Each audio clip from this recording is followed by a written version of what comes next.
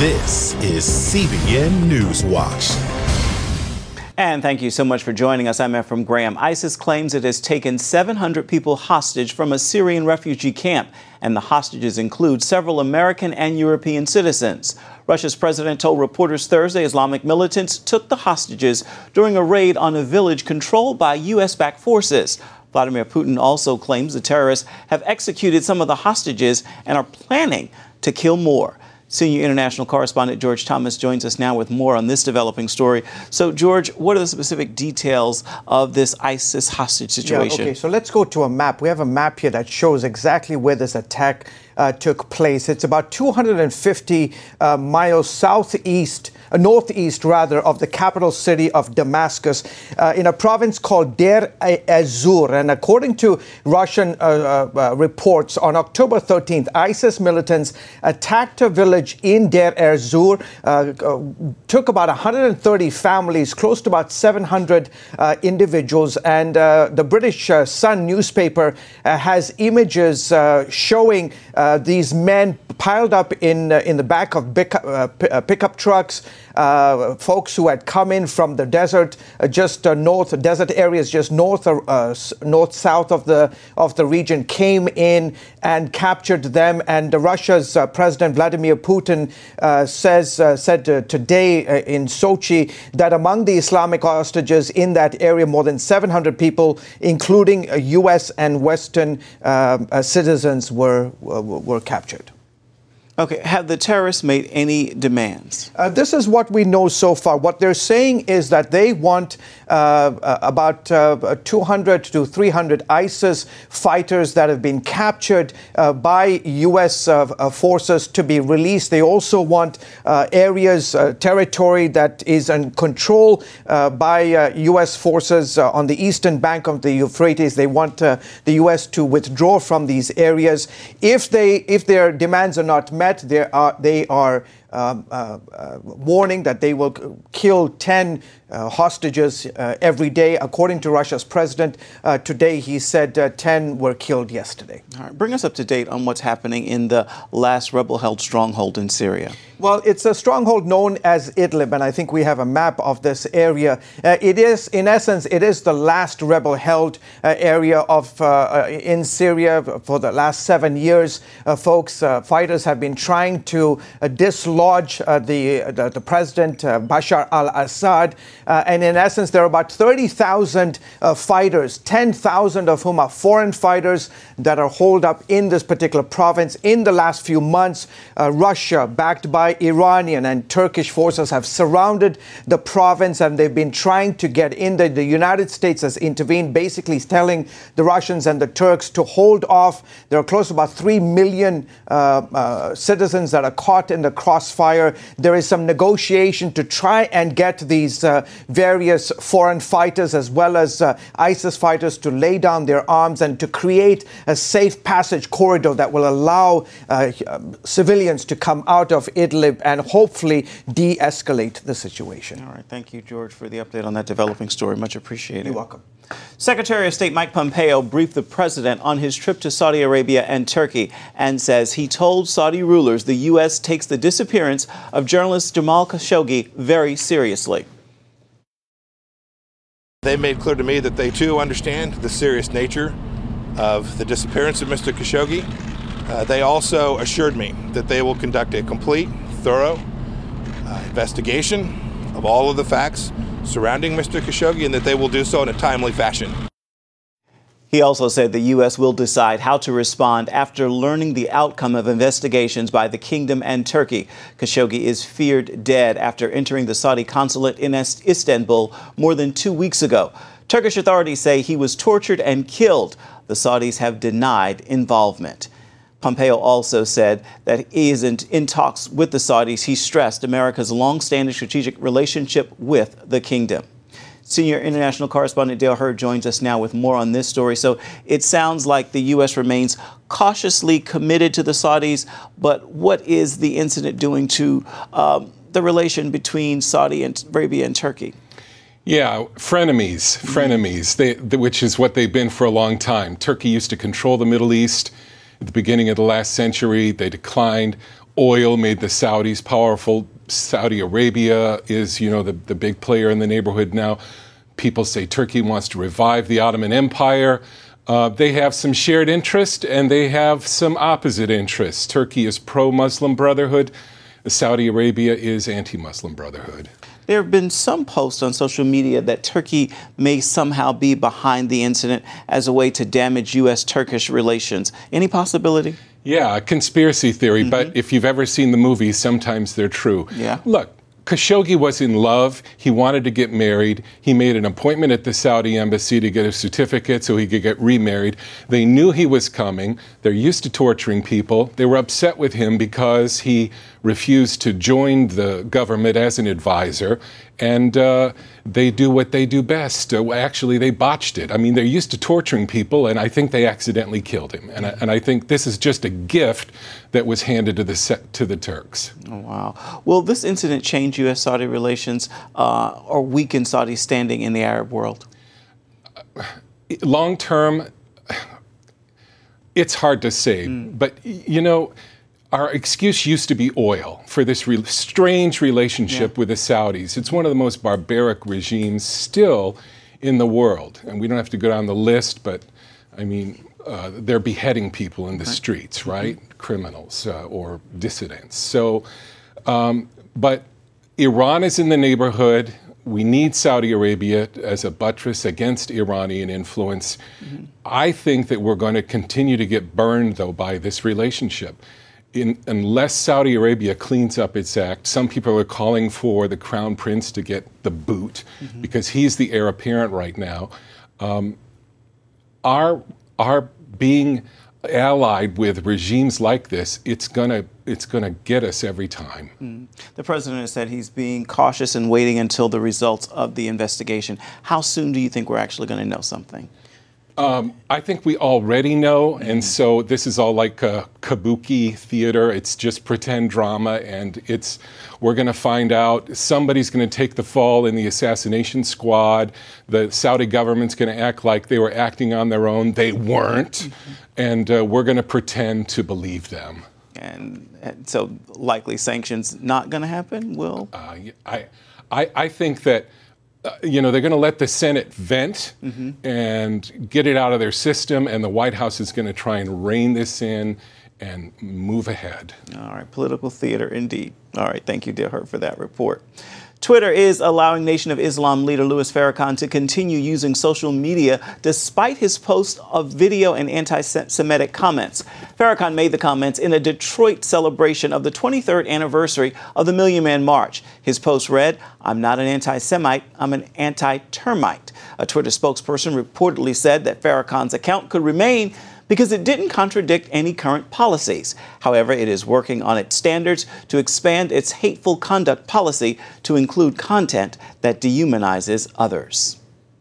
Former Atlanta Fire Chief Kelvin Cochran wins a victory for his faith. The city is paying him $1.2 million after a federal judge rules his dismissal is unconstitutional. Mr. Cochran and his attorney, David Cochran with the Alliance Defending Freedom, joins us right now with more on this case. First of all, Kelvin, what is your reaction to this ruling? I'm just overjoyed at the outcome of it. The judge ruled that the policy was unconstitutional, and the city decided to settle, and I'm just thankful to God for that. David, why is this a win not just for Kelvin, but also others? Well, it's a giant win, not only because of the First Amendment here is put into place, but these situations are happening all around the country. Anybody who watches the news, watches your program, realizes that the bakers, the photographers, people all over the country are being targeted for their beliefs, and this sends a message to local government that hostility against people of faith will come at a high price. When it comes to this hostility, David, why do you think employers take steps like this when freedom of religion is such a foundational right in our Constitution? Well, it's incredible. I think it's a lot to do with the political correctness that goes around. It has to do with some groups on the left who have a loud voice, who pressure local municipalities, which is part of what happened here. But I think people of faith just need to be vigilant and take a stand and do what the chief did and say, look, enough is enough. Kelvin, what's God done in your life through this experience, and what's next for you? Well, I've seen a side of God that I've never seen before. Even though I've been raised in church most all of my life, I've just things that we've celebrated that's happened in the lives of people in the Bible, Shadrach, Meshach, Abednego, and Daniel, I've experienced them firsthand. And hopefully this vindication may open up some other doors of opportunities in the fire service. But if that doesn't happen, I'm going to continue to serve at my church and continue to serve God in men's ministry and continue to fight for religious liberty. Kelvin, I know this has to have been a difficult time for you. What would you advise and say to other people who may be facing similar persecution in their workplace? Well, first of all, God has prepared us for that. You wouldn't be going through it if he hadn't prepared you for it.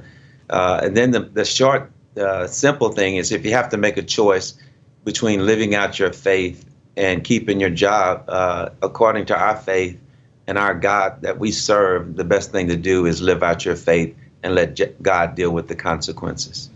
David Cortman, how would you advise people legally? Yeah, I think the best thing is just get informed about what's going on. Obviously, ADF is here. We represented the chief all these years free of charge. It's been great to become friends with him, but really know what your rights are. Our faith is not meant to be put away in silence or within the four walls of the church. We have the God-given right that's enshrined in our Constitution to be able to discuss that in public, and that's really the key. If faith is that important to you, you need to be able to exercise it without penalty and without fear of losing your job or your career. Kelvin, I know this has been a long fight. What's kept you going? Well, just my faith in God and just worshiping every day in my own private time, having a strong wife and supportive family, a church family at Elizabeth Baptist Church that's supportive, and having Alliance Defending Freedom to fight as God's attorneys in the earth. What's been the most difficult part of this journey thus far? Well, just the time element of it. You know, I knew that God was going to vindicate me. You just did not know when he's going to act. But you know, thanks be to God, the 4 years is over, and I'm just super grateful. All right, Kelvin and David, thank you both for your time. Much appreciated. And God bless you both. God bless you. Coming up, the latest on federal funding for research that includes the purchase of aborted baby body parts. We've got the story coming up right after this on CBN NewsWatch.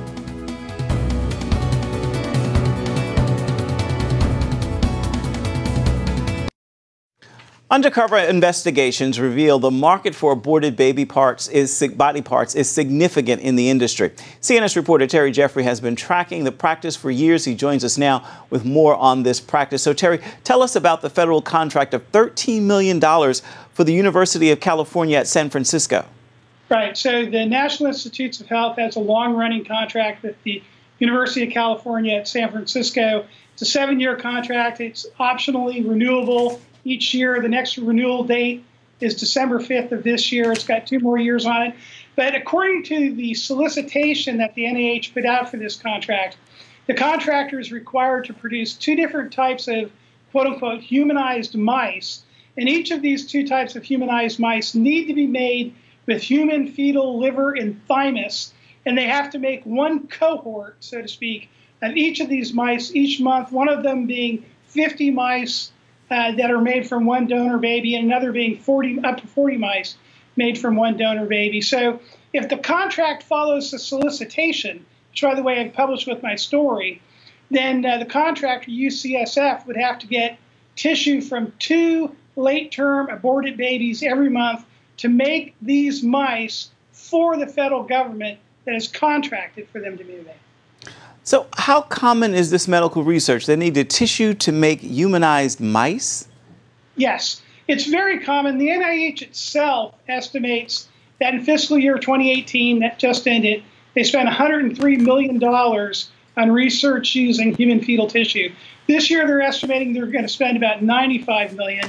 UC San Francisco is by no means the only medical school or research institute around the country that is getting federal money either through a contract or a grant to make these kind of mice. They're being made all over the country. And I will say in the literature that people at UCSF who are working under this contract have put out in medical journals, they describe what type of mouse that they transplant with human fetal intestine that comes from babies that they say were aborted for non-medical reasons in an elective termination at 18 to 24 weeks gestation. Another type of mouse that they make under this contract They say they were making with human fetal liver and thymus from babies at 20 to 24 weeks of gestation. So we're talking about organs that come from babies who are aborted in late term in order to allow this federally funded research, in this case under a federal contract, to go forward. Why is the federal government continuing to make these grants? Are there not alternatives? Well, one of the things I asked 16 specific questions to HHS, which oversees the NIH, about this particular contract. They didn't answer my specific questions, but they did give me a statement, which I published in full. And in the statement, they did point out that there's one program they're sponsoring right now to try and make these kind of mice with umbilical cord blood and see if that works. Now, the type of mouse, and hopefully that will work, because then they wouldn't need an aborted baby to make these mice. But the type of mice this contract calls for specifically requires human fetal liver and thymus, and at those ages of gestation that I talked about that they mentioned in their literature. All right, Terry Jeffrey, thank you so much for your work. We appreciate your time. Thank you. Still ahead, what exactly do Americans believe these days about God, about Jesus, about the Bible, about sin? We'll explore the answers next.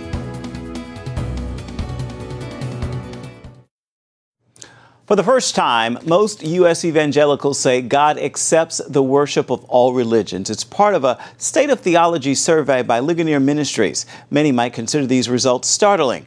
Ligonier's Dr. Stephen Nichols is here now with more. He's also the president of Reformation Bible College. So, Dr. Nichols, were you surprised by what you found in this survey?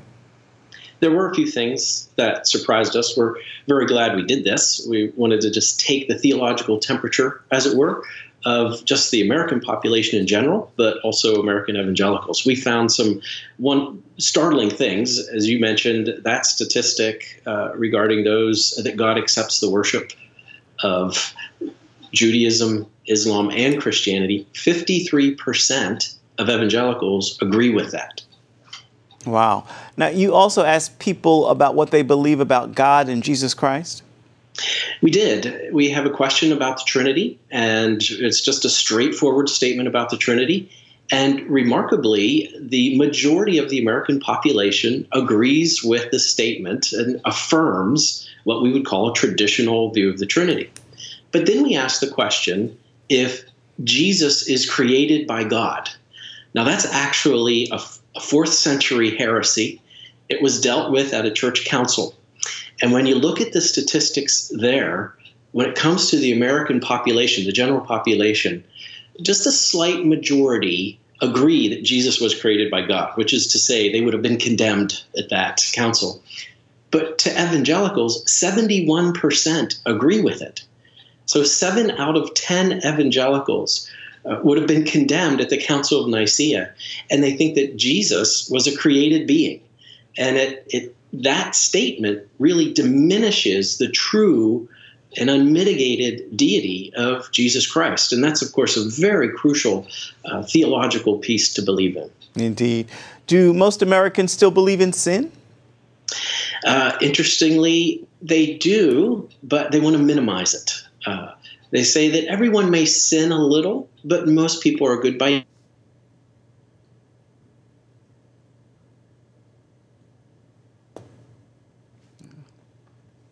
sin deserves eternal damnation. And typically in these surveys, you see the Likert scale, they're sort of even going across with strongly agree, strongly disagree, etc. This one spiked. Americans do not like to think that even the smallest sin is worthy of damnation. Of course, what do we find in Scripture? That God is holy, holy, holy. And so we need to be reminded of that. Indeed. Do they believe that the Bible is the inerrant word of God? A slim majority, but here's the interesting thing. Does the Bible hold today? So we put some ethical questions to them. And so the question we put to them was this: the Bible's condemnation of homosexual behavior no longer applies today. And the reason we put the question that way is we think this gets at a crucial question. Are we going to follow what Scripture says, or are we sort of going to listen to the culture of the day and to the moment. And on that score, a slight majority agree with that statement, that it no longer applies. But what is a little bit concerning here is that when we can break this down demographically, when we go to millennials, those ages 18 to 34, we see that they are 8% ahead of the general population in agreeing with that statement. So we're seeing that millennials are shaped almost by an entirely different world and culture by those who came of age who are over 34 on these very crucial issues. We also asked an issue regarding gender identity, and there we found the same thing, that the millennials were about 5% away from the general population. Real quick, what implications do these findings have, you think, for us as Christians? I think we should use them. I think we should study them. I think they can help us both in the church, to help us understand in the church the task we have of teaching, of knowing the gospel and being able to contend for the gospel and proclaim the gospel. But I think it also helps us understand what we're dealing with in culture. I mentioned this statistic of looking at what millennials believe.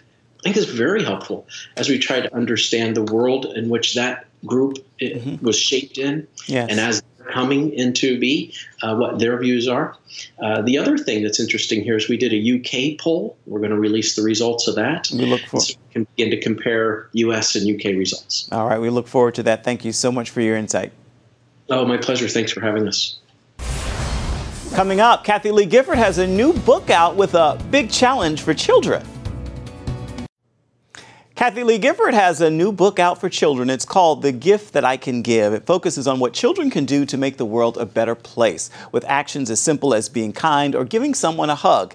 Gifford hopes to show children the countless ways to show God's love. I had the chance to speak with her about the book, and you can see that interview on Studio 5 right here on our news channel or online at cbnnews.com. And that is going to do it for this edition of CBN NewsWatch. Thank you so much for watching. Remember, you can find more of our exclusive coverage of the issues you care most about at cbnnews.com. We'd love to know what you think about the stories you've seen here. You can do that by emailing newswatch@cbn.com. Thank you so much for watching. Goodbye and God bless.